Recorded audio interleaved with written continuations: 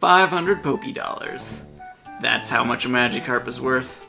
To date, it is one of the only Pokemon that has a currency amount tied to it. Sure, you can get Pokemon through the game corner, but I don't really count those for a couple of reasons. First off, it's Team Rocket. Do you really think these guys are going to give us reasonable conversion rates for their gambling business? No, it's different depending on which version you get, so it's a little unreliable. In addition to that, these Pokemon are probably inflated in price, once again due to it being Team Rocket, and they're a little less than reputable. A Porygon is a man-made Pokemon, probably created by Team Rocket, since it's only found here in Kanto, and they can inflate, and definitely did, inflate the price to extract even more wealth from everybody. So we only really have Magikarp. But what if we used Magikarp, right, to create our own pricing for every single Pokemon?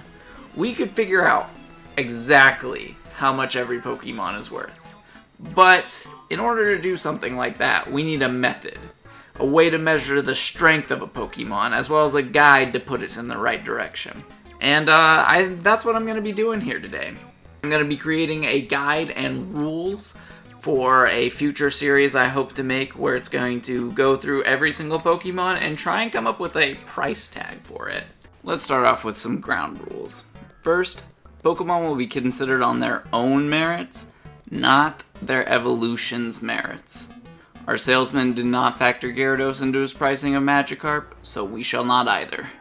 In addition, we'll be looking at Game of Origin to determine pricing. Magikarp's move pool has almost tripled since Generation 1, and the price was before these moves were given to the Carp. This also helps keep moves like Bounce and Hydro Pump from completely cratering in value, even though they should be rated higher than 500 Pokédollars. In Generation 3, Pokemon obtained abilities, and I will factor these abilities into the calculations regardless of generations. Also, for Pokemon with multiple abilities, I will be giving different pricing based on said ability. More on how abilities are rated later. In addition, for Gen 1, I will be using their stats after the special split. So for example, Magikarp will be priced as having both a special and a special defense stat. For moves, we will make the most recent iteration of that move what we are looking at. The reason we are doing this is because the same moves change a lot from generation to generation. Tackle, for instance, has gone from 35 base power to 50 base power and then back down to 40 base power. And we need the moves to be consistent across the board. By using the modern iterations of the move, we can cut down on moves costing different amounts based on the generation they are in. And lastly, data from non-game sources will not be factored, so competitive viability rankings or tier lists from outside the game will not be factored into pricing. So no Smogon, no VGC, no Smash Bros, no anything like that. Just what is in the game itself. With that being said, let's look at Magikarp and figure it out what will make our pricing guide. Thankfully, Magikarp is a pretty simple Pokemon to dissect. In Generation 1, Magikarp has 2 moves, and a stat total of 200 after the special split. The abilities it has are Swift Swim and Rattled, and since we know it costs 500 Pokédollars, all we have to do is add up these assets and make sure it adds up to 500 Pokédollars. Let's look at the stats first, because as I see it, there are 2 ways of pricing the stats. 1, base stats equaling 1 Pokédollar, or base stats equaling 2 Pokédollar. Depending on our choice, it would cost us either 200 or 400 Pokédollars, respectively, meaning the moves and abilities would have to equal out to either 300 or 100 Pokédollars. Looking at our 2 moves, we have Tackle and Splash, which are both pretty bad and overall not worth very much. Together, they could probably be worth less than 100 Pokédollars. The abilities aren't that great. While Swift Swim is really good and competitive, this is not competitive battling. We don't get to use other Pokemon to set up rain, and Rattled is extremely situational, so these abilities are probably not worth much either. I think that the combination of poor moves and abilities means that the stats need to take the bulk of the cost. With that being said, moving forward, each stat point will be worth 2 Pokédollars. Now, for moves, we can actually make an easy formula for this by just using the BP of the move. So Tackle currently has 40 BP, making a 1 BP to Pokédollar ratio possible. As for Splash, it's pretty useless and more of a nuisance rather than a benefit, so it will be worth nothing. And that leaves us 60 points left for the abilities, which do need to cost the same amount since our price is fixed, so they will be 60 Pokédollars. So to recap, stats are 2 Pokédollars per stat. Attacking moves are based on base power if there is not a secondary effect, and situational abilities are priced at about 60 Pokédollars. This helps us price Magikarp, but there's a couple factors we need to lay out for our future Pokemon. Attacking moves with effects, status moves that do things, and non-situational abilities. And this gets really hard to figure out without another Pokemon to cross-reference with. So we'll need to improvise. Starting with abilities. We can make a tiered system of abilities to create different prices for them. We have 5 tiers worth of abilities, with them increasing by price by 30 for each tier past 1 they go beyond. So bad abilities would be tier 1. This is going to be your Truants and Defeatists. They will cost 0 Pokédollars. Tier 2 would be useless abilities that don't do anything.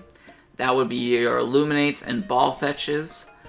These abilities would be 30 Pokédollars.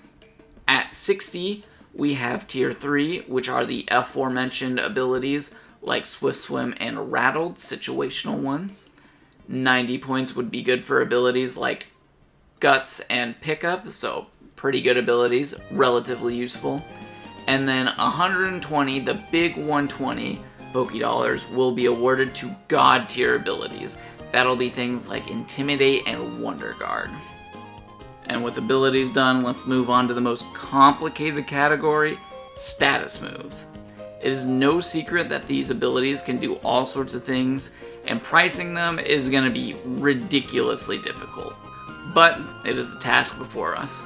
Let's start with the debilitating status effects. So moves like String Shot and Growl will be priced at 20 Pokédollars per stage, and doubled if it hits multiple targets. So String Shot will be stuck at 20 Pokédollars since it hits a single Pokemon for 1 stage of stat decrease. Meanwhile, Growl will be 40 since it is 1 stage of stat decrease on 2 targets.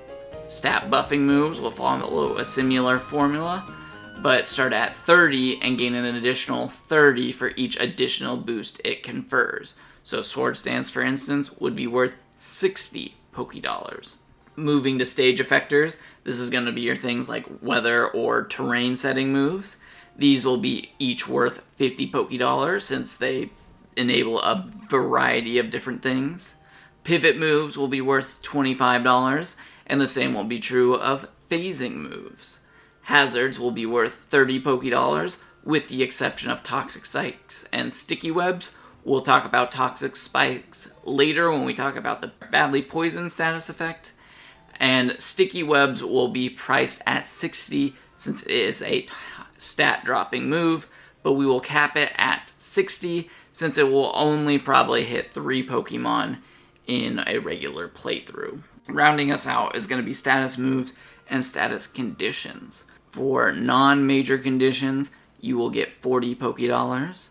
Taunt, Confuse Ray, and Encore would fall under this category. The major status conditions will have a pricing of their own, and the accuracy or proc chance will determine the actual worth of the condition. So for instance, Freeze will be valued at 200 Pokédollars, but for Ice Beam, since it is a 10% chance, it will only add 20 Pokédollars to the move. The price for each major status condition is 200 for Freeze, 120 for Sleep, 100 for Burn, 100 for Poisoned, 120 for Badly Poisoned, and 100 for Paralysis. So, as another example, Will-O-Wisp will be worth 85 points, as that is an 85% accuracy, and we just take 85% of 100. Any rounding will go up. Toxic Spikes will count as 3 poisons, so it will be 300 Pokédollars. And for those of you paying attention, we can apply all of these to the attacking moves as well. We already used Ice Beam, so let's finish using that one as an example. At 90 base power, the 10% freeze chance, we have a move that it will be priced at 110 Pokédollars. For stat boost, as part of the move, use a similar formula. Charge Beam has a 70% chance to increase special, so the stat boosting part of the move will be worth 21 Pokédollars. And if you add that to the 50 Pokédollars from the move's base power, we get a move of 71 Pokédollars. I know this was a lot of math and groundwork to cover for a video, but thankfully, with all of that laid out and set up, the rest of this should be a lot easier. And this pricing, by no means, is an accurate measure of how useful the Pokemon is. It's just a silly way to categorize Pokemon because Magikarp is set at 500 Pokédollars. And a lot of the status conditions, status moves, I had to come up with purely just on instinct. We can adjust as need be in the future, just in case things seem like a little too undercosted or a little too overcosted. Hopefully the future videos will be a bit lighter and sillier, since I don't want every single one of these videos to become a giant wall of like math that's very difficult to follow.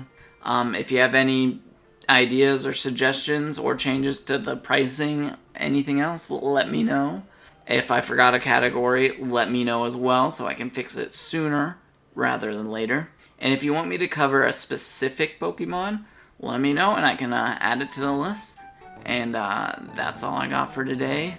Hopefully I see you in the next one when we price our next Pokemon. Have a good day.